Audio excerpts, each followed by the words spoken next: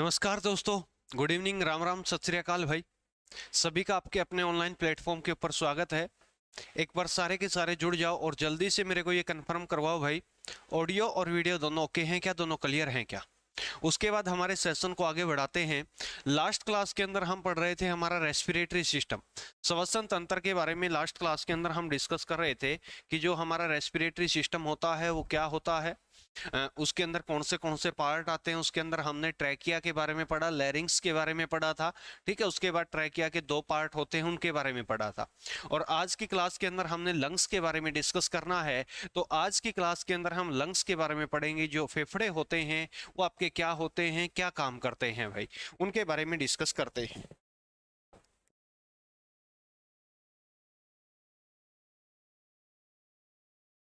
देखिए भाई, ध्यान देना है।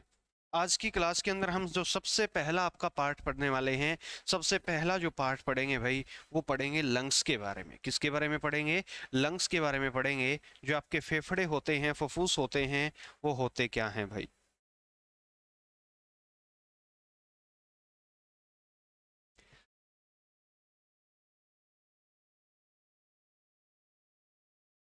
लंग्स, इनको आप फेफड़े बोलोगे या इनको क्या बोलोगे आप? फुफ्फुस कहोगे या फेफड़े कहोगे या क्या बोलोगे? फुफ्फुस इनको बोलोगे। देखो, जो लंग्स होते हैं, लंग्स की जो स्टडी होती है, लंग्स का जो अध्ययन होता है, उसको बोला जाता है पल्मोनोलॉजी। क्या बोला जाता है भाई? पल्मोनोलॉजी कहा जाता है। लंग्स की जो स्टडी होती है उसको क्या बोला जाता है? पल्मोनोलॉजी कहा जाता है। उसके बाद इनकी लोकेशन पूछ सकता है आपसे। लोकेशन क्या होती है लंग्स की? लंग्स की लोकेशन बोलोगे कहाँ पर पाए जाते हैं? थोरेसिक कैविटी के अंदर पाए जाते हैं, वक्षीय गुहा के अंदर पाए जाते हैं। थोरेसिक कैविटी को ही दूसरा नाम क्या दे दिया जाता है भाई? चेस्ट कैविटी के नाम से इसको जाना जाता है, उदर गुहा के नाम से इसको जाना जाता है, ठीक है। चेस्ट कैविटी, थोरेसिक कैविटी, ये क्या होती है भाई? इनकी लोकेशन होती है। उसके बाद बात करते हैं जो आपके लंग्स आपके होते हैं, जो आपके लंग्स होते हैं, फेफड़े होते हैं, इनका नेचुरल कलर कैसा होता है?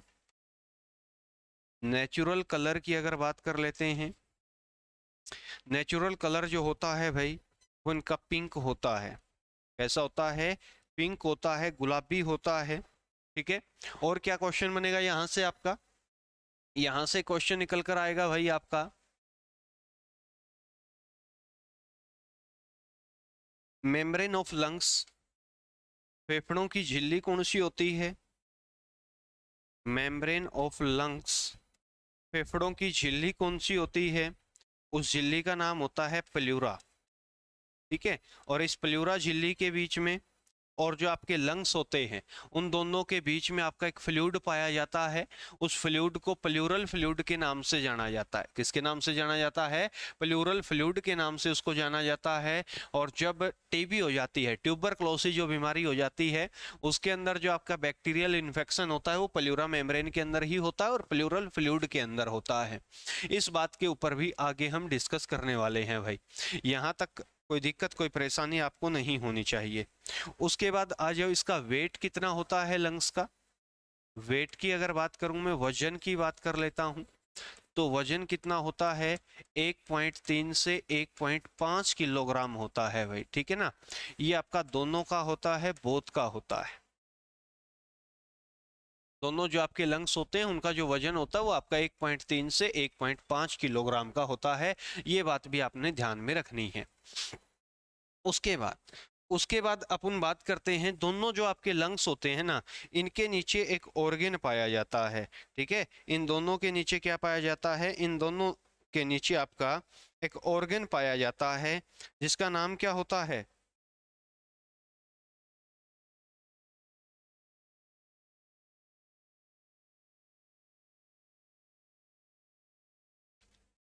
जिसका नाम होता है डायाफ्राम भाई, ठीक है ना।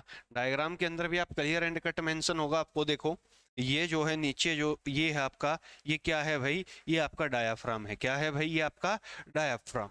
डायाफ्राम के बारे में पढ़ते हैं, देखिएगा। डायाफ्राम,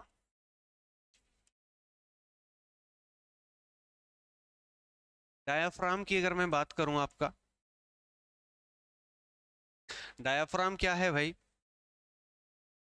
कहां पर पाया जाता है? सबसे पहला बीनीथ बोथ लंग, दोनों फेफड़ों के नीचे, बीनीथ बोथ लंग्स, दोनों फेफड़ों के नीचे पाया जाता है। क्या पाया जाता है दोनों फेफड़ों के नीचे? डायाफ्राम पाया जाता है। डायाफ्राम कहाँ पर होता है? दोनों फेफड़ों के नीचे होता है, बीनीथ बोथ लंग आपका होता है। उसके बाद आ जाइएगा, डायाफ्राम जो होता है it is a muscular organ, muscular organ है, एक पेशीय अंग है भाई। कोई हड्डी वगैरह इसके अंदर नहीं पाई जाती, सिर्फ और सिर्फ क्या पाई जाती है? मसल्स इसके अंदर पाई जाती है। इसका काम क्या है भाई? It control the breathing rate, it control the breathing rate, breathing rate को नियंत्रित करने का काम करता है। ठीक है, श्वसन दर को नियंत्रित करने का काम करता है। इसको श्वसन दर को नियंत्रित करने का काम करता है। अब यहां से भी मैं क्वेश्चन आपका निकाल सकता हूं अलग से, बड़ा बेहतरीन क्वेश्चन आपका बनेगा। ऊपर आपकी चेस्ट है, ध्यान देना है, यहाँ पर आपकी लंग्स है चेस्ट के अंदर, और इस चेस्ट के अंदर लंग्स है, यहाँ पर आपकी एब्डोमिनल कैविटी है, उधर गुहा है नीचे वाले पोर्शन के अंदर। इन दोनों कैविटी के बीच में, यानी कि डायग्राम के अंदर क्लियर एंड कट मेंशन हो आपको, यहाँ पर अगर मैं बात करता हूं, देखना इसके अंदर क्या है, इसके अंदर आपका ये डायाफ्राम है, ये वाला डायाफ्राम है, और इस डायाफ्राम से नीचे अपनी कौन सी है? इस डायाफ्राम से नीचे अपना एब्डोमिनल कैविटी आ गया। क्योंकि आपका जो है, आपका जो बात करूं मैं, आपका जो लंग्स हैं, लंग्स किसके अंदर हैं? रिब केज के अंदर हैं। जो पसलियों का आपका पिंजरा है उसके अंदर आपके दोनों लंग्स हैं, उसके नीचे आपकी एब्डोमिनल कैविटी है। तो आपका डायाफ्राम क्या काम करेगा? डायाफ्राम आपका ऊपर वाला थोरेसिक कैविटी, जिसको चेस्ट कैविटी भी बोल देते हैं, थोरेसिक कैविटी और एब्डोमिनल कैविटी दोनों को सेपरेट करने का काम भी कौन करता है? वो कहोगे सर डायाफ्राम करता है। डायाफ्राम थोरेसिक कैविटी को नीचे से क्लोज करता है और एब्डोमिनल कैविटी को ऊपर से क्लोज करने का काम जो करता है वो आपका कौन करता है? डायाफ्राम। एब्डोमिनल कैविटी उधर गुहा, इसको आप बोल दोगे भाई। अब यहां से क्वेश्चन क्या निकलेगा? क्वेश्चन आपका यहां से ये निकलेगा भाई, it separate the, it separate the thoracic cavity and abdominal cavity।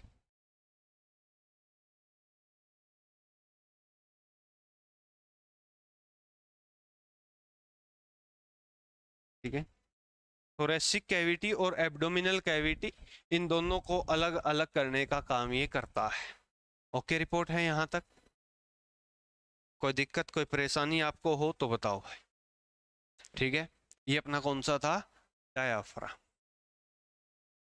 अब बात करता हूं मैं, आपका जो लंग्स हैं उनका फंक्शन क्या है? Function of lungs.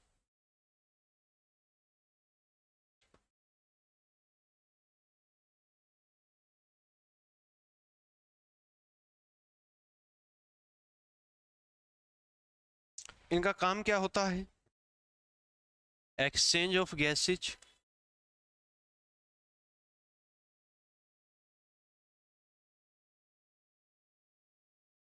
गैसों का आदान प्रदान करना। क्या काम होता है इनका? गैसों का आदान प्रदान करना, एक्सचेंज ऑफ गैसेज। ये किसका काम होता है? हमारा लंग्स का काम होता है। किसका काम होता है? लंग्स का काम होता है। उसके बाद आओ, ये बात ठीक है, एक्सचेंज ऑफ गैसेज। जब आप क्या करोगे, जब आप रेस्पिरेशन करोगे, दो प्रोसेस होंगी ना, इनहिलेशन, सांस लेना, और दूसरा आपका क्या आएगा भाई? एक्सहिलेशन, सांस को छोड़ना। ये दो प्रोसेस होंगी। सांस को अंदर लोगे, सांस को बाहर छोड़ोगे। जब आप सांस अंदर लोगे तो कौन सी गैस कितने परसेंट जाती है उसके ऊपर डिस्कस करते हैं। जब आप सांस अंदर लेते हो, ऑक्सीजन है, CO2 है, नाइट्रोजन है। एक्सहिलेशन में भी यही तीन गैस, ऑक्सीजन, CO2, नाइट्रोजन। जब आप सांस अंदर लेते हो, इनहिलेशन आप करते हो, इनहिलेशन के समय आपकी लगभग 21% जो ऑक्सीजन है वो अंदर जाती है। CO2 अप्रोक्सीमेटली 0.03% अंदर जाती है। नाइट्रोजन लगभग आपकी 78% अंदर जाती है भाई, ठीक है, ये आपका डेटा है। लेकिन जब आप सांस बाहर छोड़ते हो तो जो ऑक्सीजन होती है वो 16 से 17% बाहर आ जाती है वापस। CO2 आपकी लगभग 4 से 5% बाहर आती है, और नाइट्रोजन लगभग आपकी कितनी भाई, वो आपकी जितनी गई है उतनी ही बाहर आ जाती है। वो आपकी रिएक्शन नहीं करती, वो आपकी एक इनर्ट गैस के रूप में काम करती है। किसके रूप में काम करती है प्यारे साथियों? इनर्ट गैस के रूप में काम करती है। उसके बाद दो क्वेश्चन बनेंगे आपके। जब आप इनहिलेशन करते हो तो लंग्स के ऊपर क्या इफेक्ट पड़ता है, फेफड़ों के ऊपर क्या प्रभाव पड़ता है, और डायाफ्राम के ऊपर क्या प्रभाव पड़ता है। ठीक है, लंग्स क्या है आपका? लंग्स आपका बैग लाइक स्ट्रक्चर है। लंग्स क्या है? एक बैग लाइक स्ट्रक्चर है। अगर उसके अंदर एयर जाएगी तो मान लिया ये लंग्स है, इसके अंदर एयर आई तो क्या करेगा? ये एक्सपेंड कर जाता है, फैल जाता है। जैसे इसमें से हवा जाएगी ये आपका कॉन्ट्रैक्ट कर जाएगा, सिकुड़ जाएगा भाई, ठीक है ना, श्रिंक कर जाता है। बात ओके है? यानी कि जब आपका लंग्स क्या करता है, इनहिलेशन करता है, तो लंग्स क्या करते हैं मेरे भाई? एक्सपेंड करते हैं, फैल जाते हैं। और जब आप सांस बाहर छोड़ते हो तो लंग्स क्या कर जाते हैं? कॉन्ट्रैक्ट कर जाते हैं भाई, जिसको क्या बोलोगे? सिकुड़ जाते हैं। क्या कर जाते हैं? सिकुड़ जाते हैं। अब डायफ्राम के ऊपर देखो क्या प्रभाव पड़ेगा। दो लंग्स हैं, एक लंग्स ये एज्यूम करता हूं, एक ये करता हूं, एक यहां पर एक यहां पर, ये आपका डायफ्राम है। यहां से जब ये एक्सपेंड करूंगा, मैं एक्सपेंड करूंगा तो डायफ्राम क्या हो जाएगा आपका? डाउनवर्ड। और जैसे ही इसमें से एयर गई डायफ्राम ऊपर, ये प्रोसेस आपकी कंटिन्यू क्या होती रहती है? चलती रहती है। क्योंकि जब आपका लंग्स एक्सपेंड करेगा तो प्रेशर लगाएगा किसके ऊपर? डायाफ्राम के ऊपर। किसके ऊपर है? डायाफ्राम के ऊपर। बात क्लियर है? यानी कि जब आपका क्या करते हो, इनहिलेशन करते हो, तो डायाफ्राम कहां पर जाता है? डायाफ्राम कहोगे सर डाउनवर्ड होता है। क्या होता है? डाउनवर्ड। या इसको बोल सकते हो सर फ्लैट होता है। कैसा हो जाता है? फ्लैट हो जाता है, ठीक है ना। उसके बाद और एक्जिलेशन करते हो तो डायाफ्राम क्या हो जाता है आपका? वो अपवार्ड हो जाता है भाई। क्या हो जाता है? डायाफ्राम आपका अपवार्ड हो जाता है। यहां तक क्लियर है? ओके है? इसका स्क्रीनशॉट चाहो तो स्क्रीनशॉट आप ले सकते हो भाई। उसके बाद आइएगा, उसके बाद आगे डिस्कस करते हैं। आगे आइए, आगे हम चलेंगे भाई। अगला पॉइंट आपका क्या आएगा? अगला पॉइंट लिखोगे एल्वियोली, जो आपके लंग्स के अंदर पाई जाती है, फेफड़ों के अंदर जो पाई जाती है, ठीक है ना। एक आपकी दिखा देता हूं मैं आपको, एल्वियोली भी दिखा देता हूं भाई आपको, ठीक है। इसके अंदर दे रखा है क्या? इसके अंदर नहीं मेंशन किया हुआ। जो आपके लास्ट क्लास के अंदर मैंने डायग्राम बनाया था उसके अंदर आपको क्लियर एंड कट मेंशन होगा भाई। आ जाओ, हेडिंग डालोगे, ग्रेप्स लाइक स्ट्रक्चर होती है इसकी।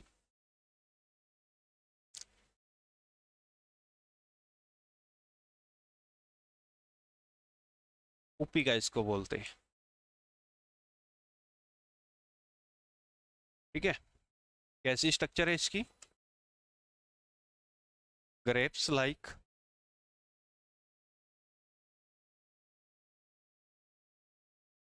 स्ट्रक्चर है इसकी, ठीक है, अंगूर जैसी संरचना है। अगला पॉइंट लिखो कुपिका के बारे में। It is the smallest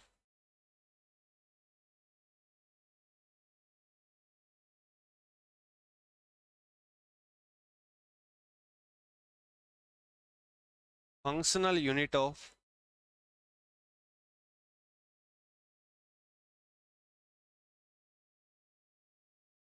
kidney. फेफड़ों की सबसे छोटी क्रियात्मक इकाई, यानी कि जो एक्सचेंज ऑफ गैसेज होता है वो सारा का सारा किसके अंदर होता है भाई? एल्वियोली के अंदर होता है। किसके अंदर होता है? एल्वियोली के अंदर होता है, ठीक है ना। किसके अंदर होता है? सॉरी, किडनी लिख दिया, देखो दिमाग कहाँ जा रहा है। किडनी नहीं है, रेस्पिरेटरी पढ़ रहे हैं भाई, तो नेफ्रॉन होता है किडनी का। तो यहाँ पर लिखोगे लंग्स, क्या लिखोगे? लंग्स। फेफड़ों की सबसे छोटी क्रियात्मक इकाई, ठीक है ना।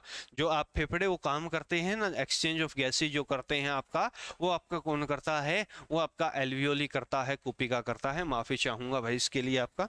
अगले पॉइंट के ऊपर आओ। ये अगला पॉइंट देखो भाई, ये आपका एक्सचेंज ऑफ गैसेज होता कैसे है। अब देखना, थोड़ा सा एज्यूम करना, ये आपका मान लिया क्या है? ब्रोंक्योल्स है। ब्रोंक्योल्स ऊपर कनेक्ट आपका ब्रोंकस के साथ, ब्रोंकस ऊपर आपका कनेक्ट है ट्रैकिया के साथ, ट्रैकिया ऊपर कनेक्ट आपका नोज के साथ, ठीक है। यानी कि वहां से आपकी क्या आ रही है? एयर आ रही है। और इस ब्रोंक्योल्स के साथ आपका क्या कनेक्ट है? इस ब्रोंक्योल्स के साथ आपकी एल्वियोली कनेक्ट है, कूपिका आपकी कनेक्ट है। और ऊपर से क्या आ रही है आपकी? ऊपर से आपकी आ रही है एयर। क्या चीज आ रही है? एयर आ रही है। और जो ये एयर ऊपर से आ रही है, इस एयर के अंदर CO2 कम है, क्योंकि आपने भी पढ़ा है जब इनहिलेशन करते हैं CO2 की अमाउंट कितनी होती है, ठीक है। और ऑक्सीजन क्या है इसके अंदर? ज्यादा है। और इसी एल्वियोली के नियर बाय यहां पर आपका क्या आता है? यहां पर आपका आता है इम्प्योर ब्लड या डीऑक्सीजनेटेड ब्लड। शुद्ध आपका अगर बताऊं तो क्या आता है? यहां से आपका ये आ गया, यहां से आपका deoxygenated blood, deoxygenated blood. Oxygen रहित रक्त आ गया भाई। क्या आ गया आपका? ऑक्सीजन रहित रक्त, यानी कि जिसके अंदर ऑक्सीजन का लेवल क्या है? कम। इम्प्योर ब्लड बोल सकते हैं, अशुद्ध रक्त बोल सकते हैं, जिसमें ऑक्सीजन का लेवल कम है, CO2 का लेवल क्या है? ज्यादा है भाई।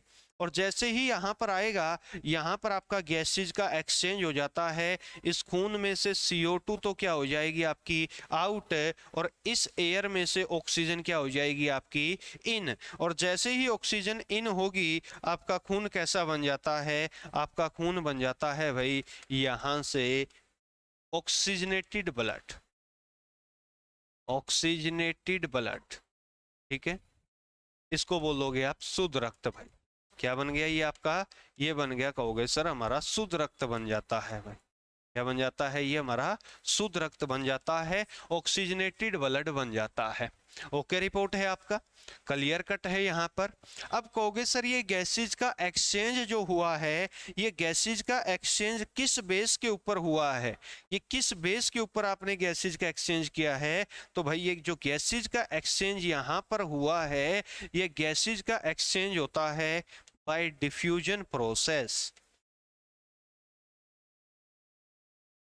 ठीक है, बाय डिफ्यूजन प्रोसेस, ठीक है। और डिफ्यूजन प्रोसेस को क्या बोला जाता है? डिफ्यूजन प्रोसेस को कहोगे सर बोला जाता है विसरण विधि, ठीक है ना। किसके द्वारा होता है भाई ये गैसेज का एक्सचेंज? है ये गैसेज का एक्सचेंज होता है आपका विसरण विधि के द्वारा, डिफ्यूजन प्रोसेस के द्वारा। अब बात ये भी उठेगी कि सर ये डिफ्यूजन प्रोसेस होती क्या है, ये विसरण विधि होती क्या है? डिफ्यूजन प्रोसेस का मतलब क्या है? डिफ्यूजन प्रोसेस का सीधा सा मतलब ये होता है प्यारे साथियों, किसी भी गैस का, किसी भी गैस का हमेशा कहां से? हाई प्रेशर से, कहां से? हाई प्रेशर से किसकी तरफ मूव करना? हाई प्रेशर से लो प्रेशर की तरफ मूव करना। किसकी तरफ मूव करना? लो प्रेशर की तरफ मूव करना। उसको आपका क्या बोला जाता है? Diffusion process. अब देखो, एयर के अंदर ऑक्सीजन का लेवल ज्यादा, तो इसका मतलब एयर से जो ऑक्सीजन है वो खून के अंदर जाएगी। खून में CO2 का प्रेशर ज्यादा, एयर में CO2 का प्रेशर कम, तो आपकी CO2 आपके खून से कहां पर जाएगी? खून से आपकी कहां पर जाएगी? खून से कहां पर जाएगी आपकी? कहोगे सर एयर के अंदर जाएगी। बात ओके है? बात क्लियर है? ओके रिपोर्ट है यहां तक? कोई दिक्कत कोई परेशानी हो तो बताओ है। कोई दिक्कत कोई परेशानी आपको हो तो बताओ, वरना फिर आगे बढ़ते हैं भाई।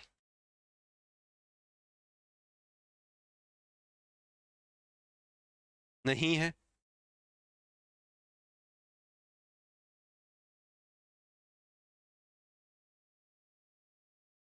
नहीं है?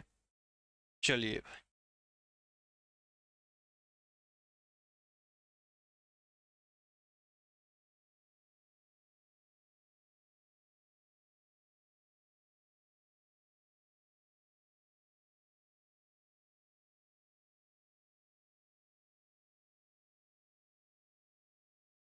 आ जाओ भाई, उसके बाद कुछ क्वेश्चन लिखते हैं, चलिएगा। अगर नहीं है दिक्कत तो आगे बढ़ जाते हैं। आगे देखिए, अब क्वेश्चन पूछेगा आपसे, respiratory pigment in human body. Respiratory pigment in human body.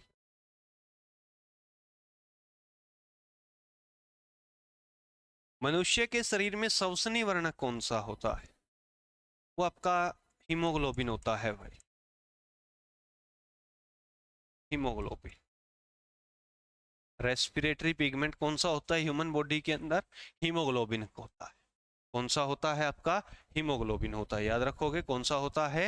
Haemoglobin होता है। उसके बाद आइएगा, अगले पॉइंट की तरफ चलते हैं भाई। Respiratory pigment in Mollusca and arthropoda phylum. ठीक है, आर्थ्रोपोडा फाइलम के अंदर, संघ के अंदर, और एक मोलस्का आपका जो संघ आता है एनिमल किंगडम के अंदर, आप डिटेल से पढ़ोगे। तो इसका जो आपका रेस्पिरेटरी पिगमेंट होता है वो आपका होता है हीमोसाइन। मोलस्का का और आर्थ्रोपोडा का जो रेस्पिरेटरी पिगमेंट होता है वो आपका कौन सा होता है? हीमोसाइन होता है भाई। कौन सा होता है? याद रखना है प्यारे दोस्तों, कौन सा होता है? हीमोसाइन होता है। कौन सा होता है? हीमोसाइन होता है। ठीक है ना। उसके बाद रेस्पिरेशन रेट कितनी होती है मनुष्य की? रेस्पिरेशन रेट, श्वसन दर कितनी होती है मनुष्य की? 12 to 16 टाइम्स पर मिनट। 12 से 16 बार प्रति मिनट होती है भाई। कितनी होती है? 12 से 16 बार प्रति मिनट होती है। अगर बात करूं मैं आपका respiration rate of child, respiration rate of child, बच्चों की सामान्य श्वसन दर कितनी होती है? उनकी लगभग 20 टाइम्स पर मिनट, लगभग 20 बार प्रति मिनट होती है भाई। कितनी होती है? लगभग 20 बार प्रति मिनट होती है, 20 टाइम्स पर मिनट होती है। ये भी आपने याद रखना है भाई।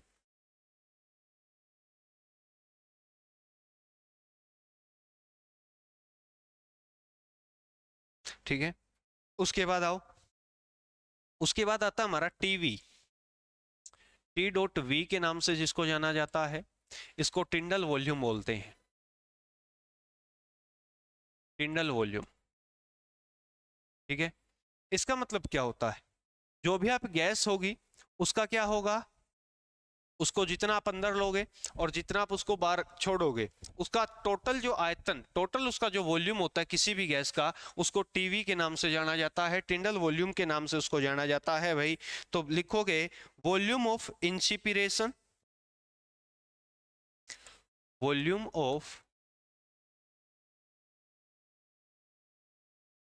इंसिपिरेशन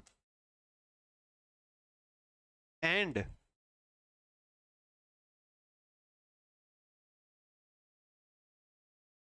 expiration in normal respiration, in normal respiration, उसको क्या बोला जाता है? टीवी के नाम से जाना जाता है भाई, टिंडल वॉल्यूम के नाम से जाना जाता है। कितना होता है ह्यूमन बॉडी का? कहोगे सर ह्यूमन बॉडी का होता है अप्रोक्स 500 ml। कितना होता है? अप्रोक्सीमेटली 500 ml होता है। ओके रिपोर्ट है? ओके रिपोर्ट है ना। चलिए भाई, उसके बाद कुछ क्वेश्चन और आपके जो पूछे जाते हैं सीधा पेपर के अंदर। क्या पूछेगा? Respiratory fuel in human body, respiratory fuel in human body, मनुष्य के शरीर में श्वसनीय ईंधन वो कौन सा होता है भाई? आपका ग्लूकोज होता है, C6H12O6।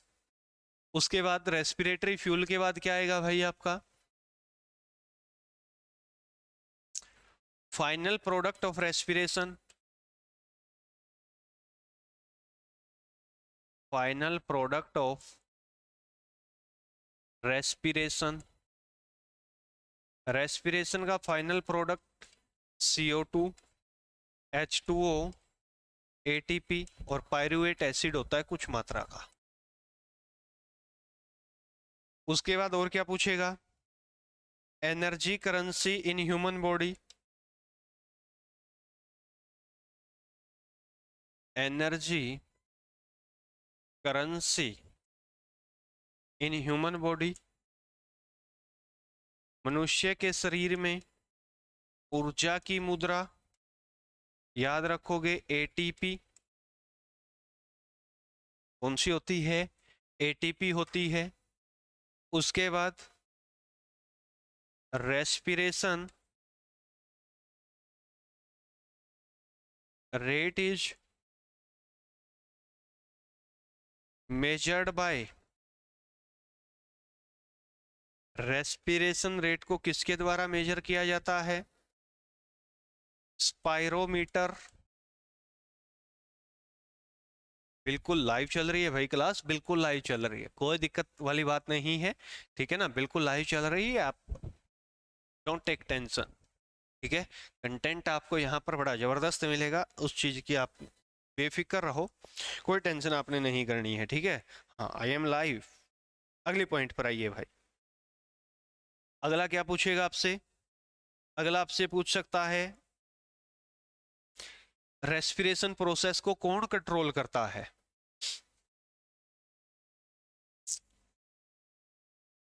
रेस्पिरेशन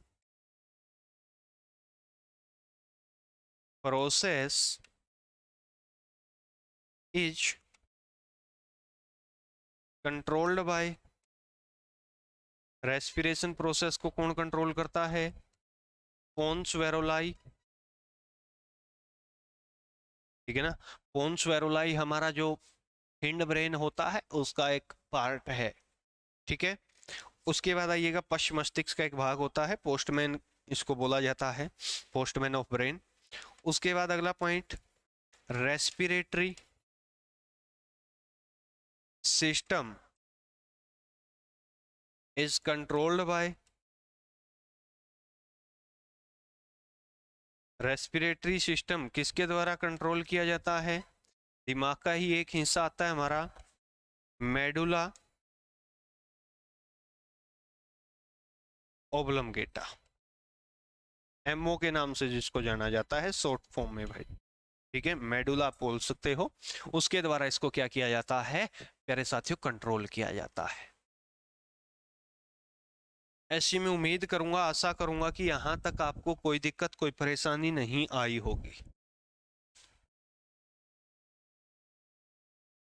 कोई दिक्कत कोई परेशानी है तो आप मेरे से बेझिझक पूछ सकते हो, बेझिझक आप पूछ सकते हो,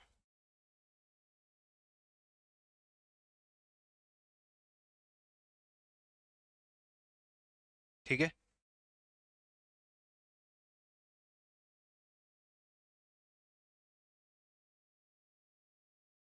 आगे आओ। लंग्स का काम क्या था? Exchange of gases. क्या काम था आपका? एक्सचेंज ऑफ गैसेज, यानी कि जो गैस होती हैं उनको एक्सचेंज कैसे करता है आपका, उसके बारे में है सारा। यानी कि जो गैस होती है, अब देखो जब आपने सांस लिया, ऑक्सीजन आपके खून के अंदर डिजोल्व हुई और CO2 आपकी जो है खून से बाहर निकली है, ठीक है ना, यानी कि बॉडी पार्ट से आपकी CO2 आएगी खून के अंदर। वो किस किस फॉर्म के अंदर आएगी उसके बारे में डिस्कस करते हैं। जितनी भी ऑक्सीजन हमारे खून के अंदर घुलती है, जितनी भी ऑक्सीजन हमारे खून के अंदर घुलती है, उस ऑक्सीजन का 97% जो हिस्सा होता है, 97% जितनी भी ऑक्सीजन हमारे ब्लड के अंदर सोल्यूबल है, उसका 97% हिस्सा किसके साथ जाता है? हीमोग्लोबिन के साथ जाता है। किसके साथ जाता है भाई? हीमोग्लोबिन के साथ। और जो आपकी बच गई कितनी, लगभग 3%, 3% जो है वो किसके साथ जाता है? आपका प्लाज्मा के साथ जाता है। किसके साथ जाता है भाई? प्लाज्मा के साथ जाता है। ओके, रिपोर्ट है, किसके साथ जाता है? आपका प्लाज्मा के साथ जाता है। उसके बाद आइएगा, उसके बाद आगे डिस्कस करते हैं आपका कंप्लीट। अब बात करता हूं मैं CO2 की। CO2 भी आपकी खून के साथ ही सोल्यूबल होती है, ठीक है ना, खून के साथ ही मिलकर आती है आपकी CO2। यहाँ पर आपके मेनली 3 मेजर कंपोनेंट आपको ध्यान में रखने हैं। CO2 का जो प्लाज्मा के साथ कॉम्बिनेशन बनता है वो लगभग आपका कितना होता है भाई? लगभग आपका 7% होता है। कितना होता है? 7%। किसके साथ है ये? 7% आपका प्लाज्मा के साथ है। लगभग 20 से 25% आपका किसके साथ होता है? 20 से 25% आपका हीमोग्लोबिन के साथ होता है। और ये जो हीमोग्लोबिन होता है, हीमोग्लोबिन के अंदर पेप्टाइड के फॉर्म में हो सकता है, या बात करूं हीमोग्लोबिन के अंदर एक ग्लोबिन प्रोटीन पाया जाता है, उसके साथ ही जुड़कर आपकी आ सकती है। अलग अलग तरीके आपके प्यारे साथियों हो सकते हैं। ओके है, चलिए उसके बाद बात करूं मैं आपका CO2 की। CO2 की अगर बात करता हूं मैं, CO2 जो भी आपकी होगी, CO2 का जो तीसरा आपका फॉर्म होगा भाई, वो आपका आएगा किसके रूप में हो सकता है? कार्बोनेट के रूप में हो सकता है। कितना बच गया? लगभग हो गए सर 70%, अप्रोक्सीमेटली 70%। और जो अप्रोक्सीमेटली 70% होता है, ये आपका कार्बोनेट के रूप में हो सकता है। कार्बोनेट, बाई कार्बोनेट के रूप में हो सकता है, बाई कार्बोनेट के रूप में हो सकता है, ये आपका कार्बोनिक एसिड, कार्बोनिक अम्ल के रूप में हो सकता है। इन 3 फॉर्म के अंदर आपकी फिर CO2 मैक्सिमम आएगी। और इनमें भी अगर बात करूं तो सबसे ज्यादा जो आती है आपकी, सबसे ज्यादा जो आती है वो आपका बाई कार्बोनेट के रूप में आती है। सबसे ज्यादा किसके रूप में आती है भाई? बाई कार्बोनेट के रूप में आती है। ठीक है, अगर कोई क्वेश्चन कोई क्वेरी आपको मेरे से हो तो आप मेरे व्हाट्सएप नंबर के ऊपर मैसेज कर सकते हो भाई।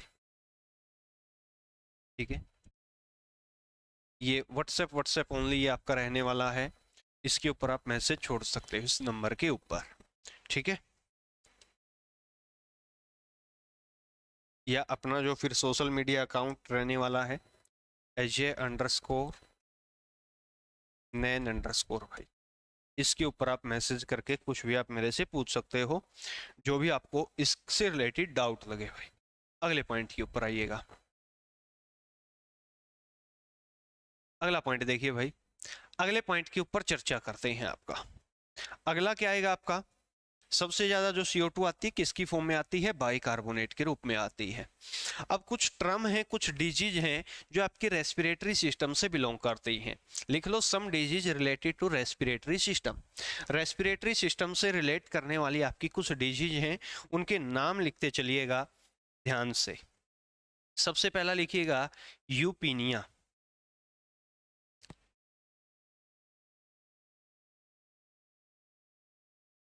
यूपीनिया, इसको बोलोगे normal breathing rate.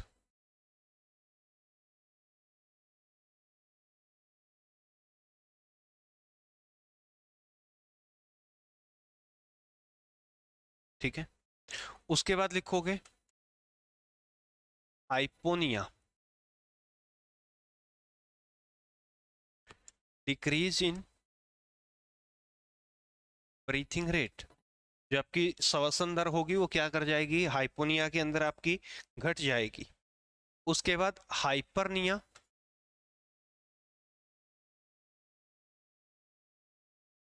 Increase in breathing rate. Breathing rate का बढ़ जाना वो आपका क्या कहलाता है, हाइपरनिया कहलाता है। उसके बाद hypoxia,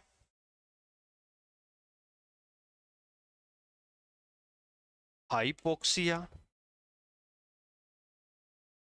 lack of oxygen in tissue, ऊतकों में ऑक्सीजन की कमी, ऊतकों के अंदर ऑक्सीजन की कमी, उसको क्या बोला जाता है, हाइपोक्सिया कहा जाता है।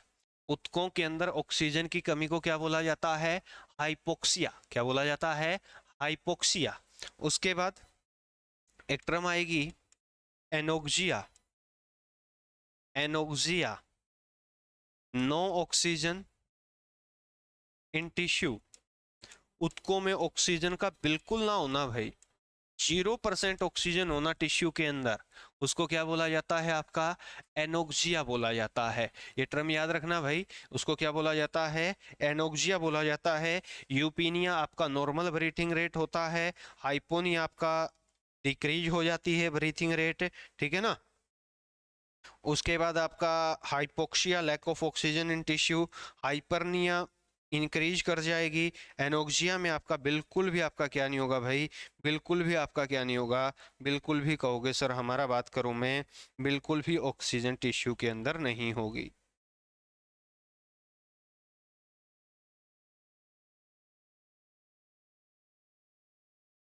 ठीक है भाई। उसके बाद आ जाइएगा, उसके बाद कुछ बीमारियां पढ़ते हैं। जैसे आपकी सबसे पहली जो बीमारी आती है भाई, अस्थमा। सबसे पहली जो बीमारी आती है प्यारे साथियों, उस बीमारी का नाम क्या है, अस्थमा। अस्थमा क्या है, एक एलर्जिक डिसऑर्डर है, ठीक है, एलर्जिक डिसऑर्डर है। किसके कारण होता है, धूल कणों के साथ भी हो सकता है भाई, डस्ट पार्टिकल के कारण ये आपका हो सकता है, धूल कणों के कारण। उसके बाद एक आपका पोलन ग्रेन के कारण हो सकता है। पोलन ग्रेन को क्या बोला जाता है, परागकण कहा जाता है। क्या बोला जाता है, परागकण। इनके कारण आपको कौन सी बीमारी हो सकती है, इनके कारण आपको अस्थमा बीमारी है, ठीक है ना। यानी कि इनसे आपका जो इफेक्ट होता है रेस्पिरेटरी सिस्टम, ठीक है। उसके बाद बात करूं, आपका एलर्जिक डिसऑर्डर है, अगर आपको धूल चली गई तो आपको अस्थमा बढ़ जाएगा, छींकें आने लग जाएंगी, सांस फूलने लग जाते हैं, ऐसी जो बीमारियां हैं, ठीक है। और बात कर लेता हूं किसके कारण फैलता है अस्थमा जो है, ये कवक के कारण होने वाला रोग है भाई, फंगस के कारण ये रोग होता है, ठीक है ना। कवक के कारण होने वाली ये बीमारी है आपका, फंगस के कारण ये होने वाली बीमारी है। कौन से फंगस के कारण होती है भाई, उस फंगस का नाम क्या है, एस्परीगिलस, एस्परीगिलस फमीगेटिस,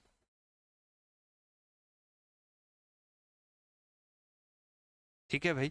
उसके कारण कौन सी बीमारी हो जाती है, अस्थमा हो जाता है, ठीक है ना। क्या हो जाता है भाई, अस्थमा हो जाता है, ठीक है, याद रखोगे कौन सी बीमारी हो जाती है, अस्थमा बीमारी हो जाती है, याद रखना है ना, याद रखोगे भाई।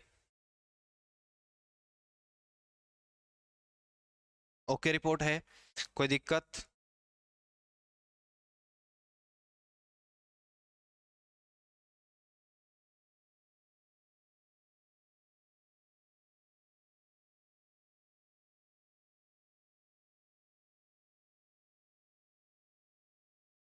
उसके बाद लिखोगे, अगली बीमारी आती है अपनी नमूनिया। अगली बीमारी कौन सी आती है भाई अपनी, अगली बीमारी आती है नमूनिया। नमूनिया जो बीमारी होती है, ये बैक्टीरियल इन्फेक्शन के कारण होती है। किसके कारण होती है भाई, बैक्टीरियल इन्फेक्शन के कारण होती है। देखो डिजीज यहीं पर करवा रहा हूं मैं कितनी तो आपकी, ठीक है ना, डिजीज में यहीं पर साथ साथ के अंदर भी करवा रहा हूं आपकी बहुत सारी भाई, ठीक है। तो बैक्टीरियल इन्फेक्शन है, बैक्टीरिया कौन से हो सकते हैं, डायप्लोकस हो सकता है, एक जो बैक्टीरिया आएगा भाई, डायप्लोकस,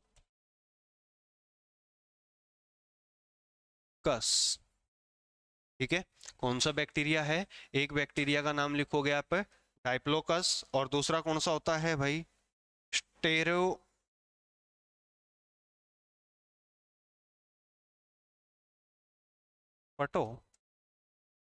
कस, इनके कारण आपका क्या होता है भाई, इनके कारण आपका निमोनिया हो सकता है।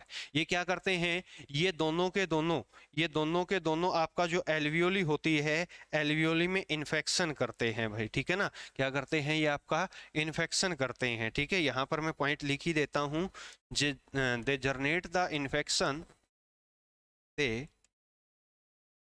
Generate the infection, generate the infection in alveoli, कुपिका के अंदर क्या कर देते हैं भाई, ये इन्फेक्शन कर देते हैं आपका।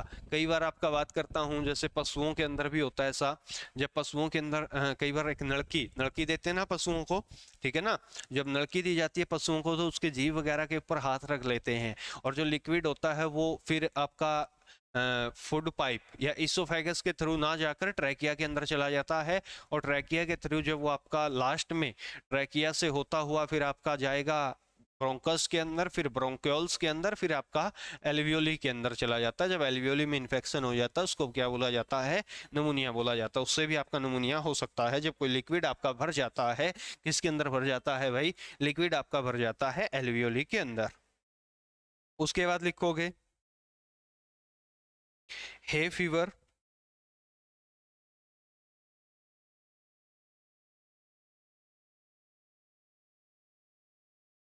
अगली जो बीमारी आती है भाई हे फीवर,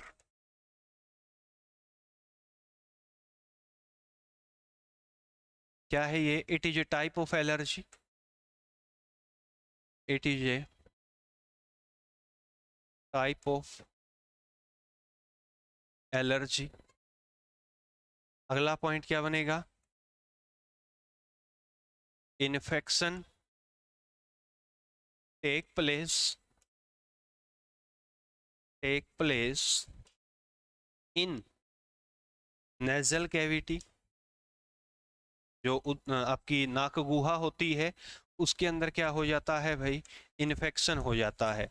कई बार आपने देखा होगा कि जैसे कोई ऐसे होते हैं ना जिसको फूल सूंघने से छींकें आने लग जाती है, फूल सूंघने से जिसको छींकें आने लग जाती हैं, उस बीमारी को बोला जाता है आपका हे फीवर। क्या बोला जाता है भाई, उसको हे फीवर के नाम से उसको जाना जाता है। किसके नाम से जाना जाता है भाई, उसको हे फीवर के नाम से जाना जाता है, ठीक है ना। पोलन ग्रेन है, या बात करूं आपका मीटर है, मीटर का मतलब MITER, इसमें छोटे छोटे आपके कीट पतंग आ गए इसके अंदर, ठीक है ना। कीट पतंग इसके अंदर शामिल होते हैं अलग अलग प्रकार के। पोलन ग्रेन है, उसके कारण ये आपका हो सकता है, ठीक है। पोलन ग्रेन, परागकण जो होते हैं इसके कारण छींक वगैरह आने लग जाती है भाई, हल्का बुखार हो जाता है, छींकें आ जाएंगी, आंखें लाल होने लग जाती हैं, ठीक है। उसके बाद आता है आपका टीबी, ट्यूबरक्लोसिस। अगली जो बीमारी है वो भी बैक्टीरिया के कारण फैलती है, T.B। T.B को क्या बोलोगे भाई, ट्यूबरक्लोसिस, क्या बोला जाता है इसको, ट्यूबरक्लोसिस के नाम से जाना जाता है टीबी को, ठीक है ना। ट्यूबरक्लोसिस किसके कारण फैलता है भाई, बैक्टीरिया के कारण होने वाला रोग है, बैक्टीरिया। कौन से बैक्टीरिया के कारण होता है, MTB के कारण होता है। MTB को क्या बोला जाता है, माइकोबैक्टीरियम ट्यूबरक्लोसिस, माइकोबैक्टीरियम ट्यूबरक्लोसिस,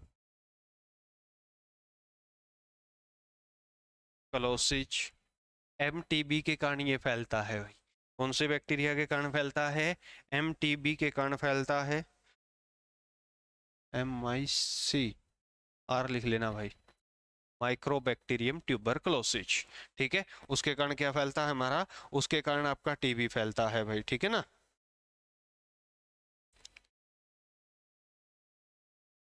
उसके बाद लिखोगे it is a chronic disease, क्या है कि भाई ये क्रॉनिक डिजीज है,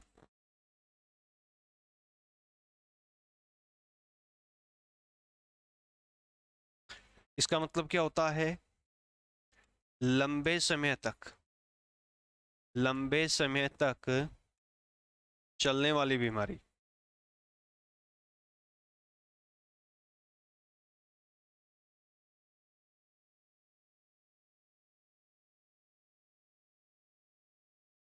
ठीक है। और ये माइक एमटीबी जो होता है, एमटीबी क्या करता है भाई? एमटीबी का मेन काम क्या है? एमटीबी जो होता है ना, माइकोबैक्टीरियम, ये क्या कर देता है? इन्फेक्शन कर देता है। क्या कर देता है ये? इन्फेक्शन कर देता है। किसके अंदर? इन्फेक्शन कर देता है प्लूरा के अंदर। किसके अंदर इन्फेक्शन कर देता है ये? प्लूरा के अंदर इन्फेक्शन कर देता है भाई। किसके अंदर इन्फेक्शन कर देता है ये? प्लूरा के अंदर आपका ये इन्फेक्शन कर देता है। कौन कर देता है? एमटीबी बैक्टीरिया आपका कर देता है। इंजेक्शन कौन सा है इसका? यहीं पर लिख देता हूं। इंजेक्शन कौन सा है आपका? जो बीसीजी का टीका लगाया जाता है, ठीक है ना। कौन सा टीका लगाया जाता है? बीसीजी का टीका आपको लगाया जाता है भाई, ठीक है ना। कौन सा टीका लगाया जाता है? बीसीजी का टीका लगाया जाता है। बेसिल, फुल फॉर्म किस क्या है इसकी? बेसिल कलमेटे यूरिन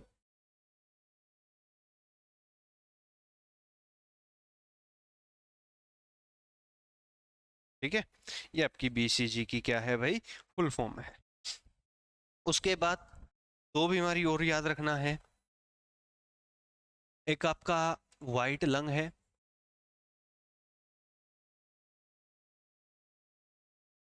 एक आपका है ब्लैक लंग्स।